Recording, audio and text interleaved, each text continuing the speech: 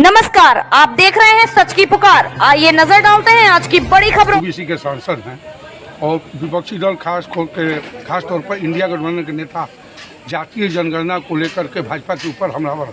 आप एक ओबीसी सांसद के रूप में आपका क्या मानना है, जातीय जनगणना होना चाहिए अथवा नहीं? कतई नहीं होना चाहिए, और इसलिए नहीं होना चाहिए कि देश के अंदर आज़ादी के बाद लंबे अरसे तक कांग्रेस ने शासन किया है और पहली बार पिछड़े वर्ग के आरक्षण के लिए काका कालेलकर की समिति गठित हुई। वो उन्होंने अपनी रिपोर्ट दिया ओबीसी के लिए, उस रिपोर्ट पर कोई कार्रवाई नहीं किया।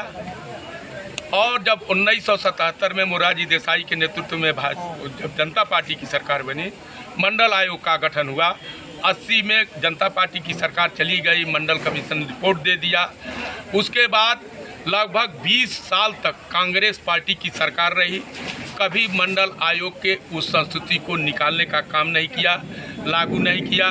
अपने समय में इनके मंत्रिमंडल में ओबीसी की जो प्रतिनिधित्व नगण्य रहता था, प्रदेशों में कोई उपस्थिति नहीं थी।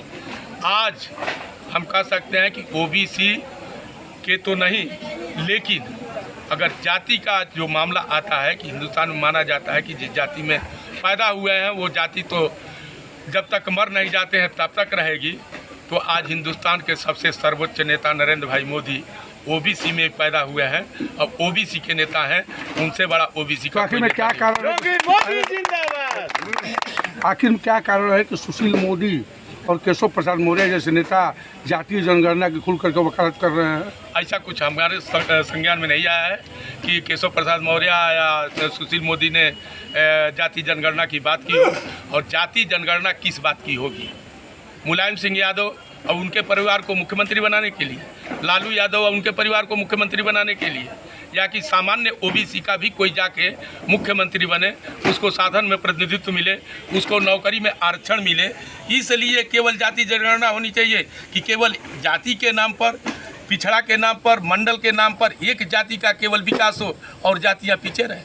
अच्छा, आखिरी क्वेश्चन, क्या आप मानते हैं कि देश के लोग महंगाई और बेरोजगारी की समस्या से जूझ रहे हैं? महंगाई चरम सीमा पर है, नौजवान बेरोजगारी के चलते जो है तमाम तरह की दिक्कतों से। महंगाई समय के अनुसार, मौसम के अनुसार, बारिश ठीक ठाक हो गई, महंगाई कंट्रोल में है। नहीं बारिश हुई तो महंगाई बढ़ सकती है। कुछ ज़्यादा बाढ़ की विभीषिका आ गई, महंगाई बढ़ सकती है। तो महंगाई घटती बढ़ती रहती है। और हम लोगों को याद है कि कांग्रेस के शासनकाल में जब नरसिंह राव प्रधानमंत्री थे या मनमोहन सिंह प्रधानमंत्री थे, महंगाई की दर निरंतर 11% से ऊपर रहा करती थी। आज जब ज़्यादा महंगाई थी तब 7% की महंगाई थी, आज वो घट करके 5.3% हो गई है। मानते हैं कि देश में महंगाई नहीं है? कोई महंगाई नहीं है।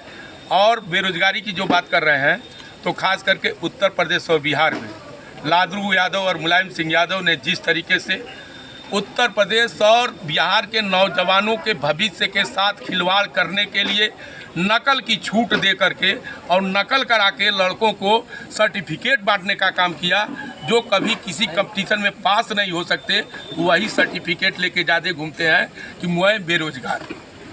मैंने देश में नौजवानों के सामने भी बेरोजगारी का कोई संकट नहीं है? कोई संकट नहीं है। इतनी योजनाएं चल रही है, सबको सरकार नहीं नौकरी दे सकती। इतनी योजनाएं चल रही हैं कि कोई नौजवान अगर चाहता है कि मैं कोई काम करूं तो उसके पीछे सरकार और बैंक पैसा लेकर खड़े हैं कि भैया लो ये पैसा, अपना धंधा करो, रोजगार करो।